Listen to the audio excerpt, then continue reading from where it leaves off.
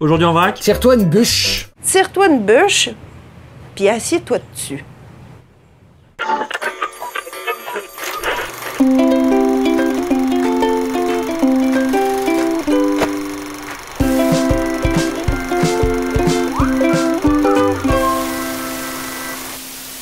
Hey, aujourd'hui c'est le retour de l'épisode en collaboration avec le Québec. On adore cette région du monde et d'ailleurs on dit bonjour à tous les Québécois qui nous regardent. Je sais pas s'ils sont extrêmement nombreux, on sait qu'il y a beaucoup de Belges par exemple dans le milieu francophone, quelques Suisses qui traînent par-ci par-là. Voilà. Au moins il est reconnaissant.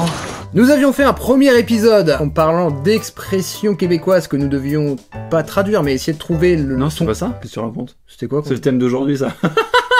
Ah ouais, mais alors qu'est-ce qu'on avait fait quand même? On avait des titres de films. Ah oui, des titres de films traduits le pour gars, les Canadiens. C'était tourné il y a combien de temps? 4 ans Eh oui, c'est la vie. C'est donc aujourd'hui la deuxième édition de l'épisode spécial Québec avec aujourd'hui des expressions en québécois que nous allons devoir traduire en français. C'était clair et concis? Oui. Oui. Est-ce qu'on aime ça? Oui. Oui. Comment on dit ça en québécois? Yes, oui. Ah. Bon, je sais pas. Cela va sans dire. Que signifie l'expression « se faire brasser le Canadien » A. Se bourrer la gueule. B. Se masturber. C. Passer un moment désagréable. Ou D. Manger du caribou le week-end. C'est pas un Québécois qui a écrit ça. Ce comment le Canadien, t'as dit? Se faire brasser le Canadien. Faire brosser le Canadien. 1, 2, 3. Réponse C. La B. Et c'est la réponse C. Ah. Tu sais, mais j'ai une logique. Parce que là, on parle des Québécois. Et on sait qu'il y a une petite guéguerre quand même entre les Québécois et les Canadiens. Peut-être le fait de dire que t'es avec un Canadien, c'est un moment désagréable parce qu'on revendique notre appartenance au Québec et non au Canada. Bien sûr. Ben tu sais, moi j'ai pensé à la masturbation parce que je connaissais quelqu'un, et c'était en France, bien sûr, qui disait « Ah, je me suis brassé toute la nuit. » Ah. Qui signifiait J'ai compris. Mais voilà, ça m'a induit en erreur. L'expression signifie passer un mauvais quart d'heure, se faire engueuler, se prendre un savon. Le terme brasser au Québec est synonyme de secouer.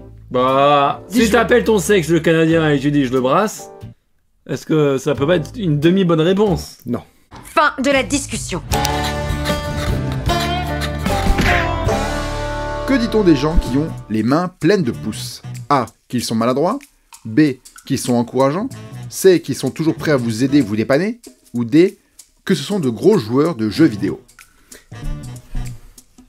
Je pense que... Je sais, mais... Et c'est pas ça du tout. Je te dis là « Ah ». Et c'est la 1, ils sont maladroits. Ah oui, t'es un peu manche. Avoir les mains pleines de pouces, c'est donc comme avoir deux mains gauches. Et en Picard, tu dirais ça comment? Parce que ça m'arrive de le dire à Paris et les gens me regardent et leur disent « Mais Cyril... les... T'es en ch'pé. T'es en ch'pé ». Eh ouais. Ça, c'est du Picard, ça. T'es en ch'pé, mon fieu. Voilà. Est-ce que c'est plus beau? La main Bon, pleine en de ch'pé, moi je trouve ça délicat. Chacun ses goûts.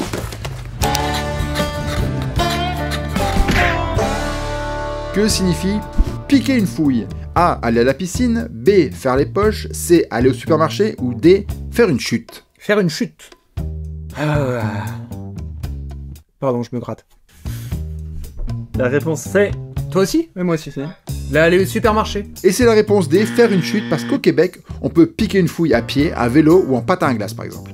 Son équivalent français, c'est se prendre une gamelle. Une bonne gamelle ou en Picard. Gamelle. Casser leur gueule. Non.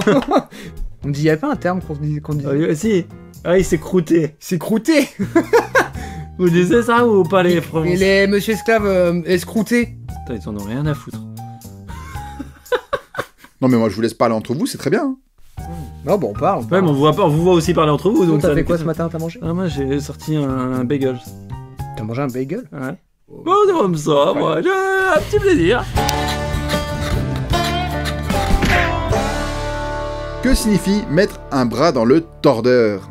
Être souvent vexé, être adepte de sport extrême, être autodidacte, ou être embarqué dans une situation incontrôlable. Le bras dans le tendeur. Dans le tordeur. Ah, pas un tendeur, un tordeur. Ouais. Ça m'embête parce que... T'as vu ce que j'ai écrit? Non, je mets Un, D, deux, mais... Moi je dis B. Et c'est la D, Thomas.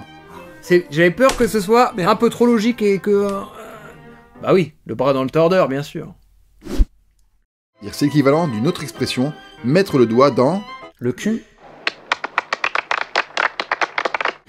l'engrenage. Ah, L'engrenage, oui, le grain de sable, pas du tout, ça n'a rien à voir. Mais, je comprends. L'expression beurré épais désigne A. les gens gourmands, B. l'idiot du village, C. un paysan productif, ou D. quelqu'un qui exagère. Beurré épais. Ouais. Comme on met sur du pain et on met trop de beurre. Rien à voir avec l'épée larme. Et l'épée, l'odeur. Quel jeu de mots, j'adore. Beurré épais. Ah oui, maintenant j'entends plus que ça. La A. Je mets de nouveau la D, ce serait incroyable que ce soit 3 fois de suite la D, mais on ne sait pas. Et c'est la réponse D. Yo, mais je suis trop intelligent et toi t'es cul de merde. J'adore ce jeu. Ça me fait plaisir de temps en temps d'avoir un peu plus de points que toi. Ouais, là, je me fais... À partir du moment où c'est pas un quiz cinéma, de toute façon, dès que c'est la culture générale, tu es nul. Je le taquine, mais on est copains. Le terme beurré a différentes significations au Québec. Tout comme en France, on peut beurrer une tartine, mais on peut aussi beurrer n'importe quoi. L'expression québécoise beurré épais est à prendre au sens figuré. Elle signifie exagérer, en faire trop. Qu'est-ce qu'on pourrait avoir comme équivalent en français? T'en fais des caisses? En faire des caisses. Comme vous. Que signifie avoir de la mine dans le crayon? A. Être extrêmement intelligent. B. Avoir une vie sexuelle intense. C. Être plat aux as. Ou D. Avoir la chiasse.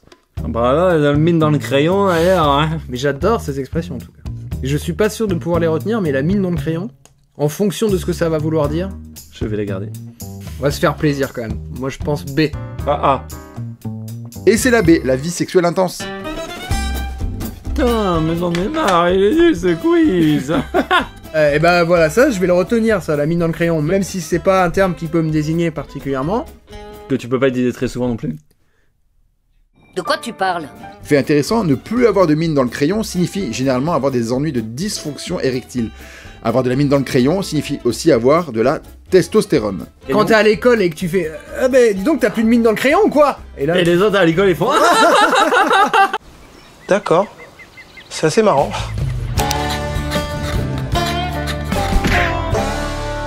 On utilise l'expression l'affaire est ketchup pour A. Parler en mal de ce qui est américain, B. Parler de la mauvaise qualité d'un film, C. Dire que tout va bien, ou D. Ça n'existe pas. Vraiment, tu Oh là là là là, je sens le piège. On est à la question 10 ou pas? Non, on est à la question 7. Ok, y a pas encore de piège. Ouais, c'est toujours la question 10 que Monsieur Esclave aimait. Faire. J'ai aucune bonne réponse. J'hésite entre la A et la B, je vais mettre la A. C'est la A. Et c'est la C, tout va bien. J'ai pas de bonne réponse. Dire que tout va bien. Tout va bien. L'affaire est ketchup. L'origine de cette expression est probablement issue de la culture télévisuelle. En effet, cette expression fait référence à un slogan publicitaire qui aura particulièrement marqué les esprits au Québec. Avec Heinz, l'affaire est ketchup. Avec Heinz, l'affaire est ketchup. Que signifie broche à foin? A. Une façon de catégoriser les vieux métiers. B. Une expression jumelle à bobo gauchias. C. Désigne quelque chose de mauvaise qualité. Ou D. C'est un ustensile de cuisine. Et bobo gauchias, je connais pas ça. Toi, t'as un bobo gauchias, pardon. Ah, un bobo gauchias. Waouh. Depuis que tu fais partie de ce milieu, on n'a plus le droit de faire de blagues sur les Chinois. Donc, Oh, tu schlingues, man. c'était gratuit, ça? Ouais, mais c'est la vérité. Il est inutile de manquer de tact. C'était quoi? C'est quoi l'expression, le mot? La La brosse. broche à foin. La broche à foin. Broche à foin! Ah, foin. Je redeviens mauvais, là. 1, 2, 3. Ah. Ah. Et non, c'était la réponse C. Quelque chose de mauvaise qualité. Putain, j'ai mis A à toutes les réponses depuis le début de ce quiz, y a jamais eu A qui est tombé. Putain, quitte à être nul, au moins avoir un peu de chance, quoi, merde. Cette expression peut s'appliquer à des objets physiques comme des services. Elle qualifie quelque chose de mal organisé, de non professionnel, de confus, de maladroit ou de pacotille. Cette expression trouve son origine dans l'histoire agricole du Québec. À l'époque, les fermiers avec peu de moyens utilisaient des broches pour assembler et attacher leurs bottes de paille. Ces broches étaient de très mauvaise qualité, ainsi le travail était long, laborieux, il fallait régulièrement repasser et rassembler les bottes. Aujourd'hui, l'expression s'applique aussi à tous les travaux mal faits. Ah, mais c'est fou parce que vraiment, c'est insupportable. Tu vas te calmer, mais immédiatement finalement. C'est incroyablement casse-couille. Sans connaître l'explication, j'allais dire, mais donc c'est un petit peu peut-être péteux pour justement les paysans qui sont bobo gauchias. Non, mais qu'utilisaient une broche à foin. Je veux dire, bah, elles sont très bien leurs broches à foin, laissez-les tranquilles. Finalement, Tout va bien. tout va bien. L'affaire est ketchup. Ouais, j'ai une sacrée mine dans le crayon, moi.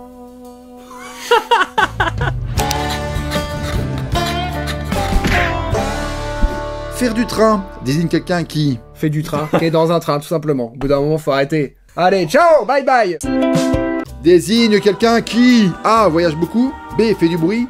C. Est susceptible. Ou D. Mauvais perdant. Hein, Cyril? Susceptible et mauvais perdant, c'est quand même Des qualités. assez similaire. Et Cyril a l'avantage d'avoir les deux. T'es mon pote. Allez. Juste parce que je me dis que Monsieur Esclave connaît Cyril, il a recherché comment on disait mauvais perdant et c'est faire le train. B. Et le bon point pour Cyril. Ça y est. Faire du train est une expression québécoise qui s'illustre très bien. Il s'agit de faire du bruit, faire du vacarme. Ce que t'arrêtes pas de faire depuis le début de l'émission, on dirait que t'es sous. Non, mais c'est toi qui fais. T'es bruyant. T'arrêtes pas de faire le train, ça commence à bien faire.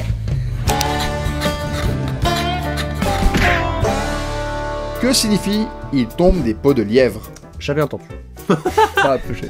A. Expression utilisée pour parler de la neige qui tombe en hiver. B. Expression qui désigne la pratique de la chasse illégale. C. Expression équivalente au papillon pour le test de Rorschach au Québec. Ou D. Expression utilisée pour stigmatiser les carnivores. Des pots de chèvre. Des pots de lièvre. J'ai assez sur ma première proposition. C'est la C. Et c'était la A. Expression utilisée pour parler de la neige qui tombe en hiver. En même temps, c'était un peu logique comme c'est la seule chose qui tombait dans tes propositions. C'est vrai. Ouais, mais il tombe des pots de lièvre, c'est mignon comme métaphore pour la neige, non? C'est comme en anglais, quand il pleut, on dit « It's raining cats and dogs ». Chez nous, c'est « il pleut des cordes ». C'est pas quand il neige qu'on dit il pleut des cordes. Ta gueule? Quand il neige, on dit Il neige. Je sais pas. Affaire classée. Ah voilà, mais t'as été excellent, Thomas. Et c'était intéressant. En revanche, je ne suis pas sûr, et vous aussi, que l'on va retenir toutes les expressions, mais l'affaire et ketchup, la mine dans le crayon, ça, c'est rentré à jamais. À tout jamais. Oui. On est quelques mois plus tard en montage et j'avais littéralement rien retenu. Voilà. Excellent. J'espère que la douce voix mélodieuse d'un Québécois nous aura fait l'honneur de faire la voix off de l'épisode. Ça aurait été fantastique, je sais pas si on va en trouver un. Ouais. Alors ça non plus, non, raté.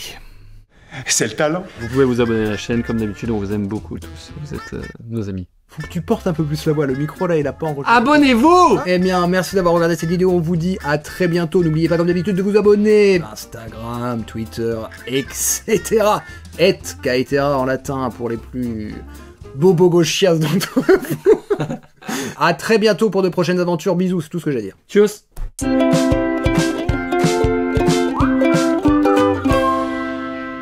Ah, va falloir monter encore.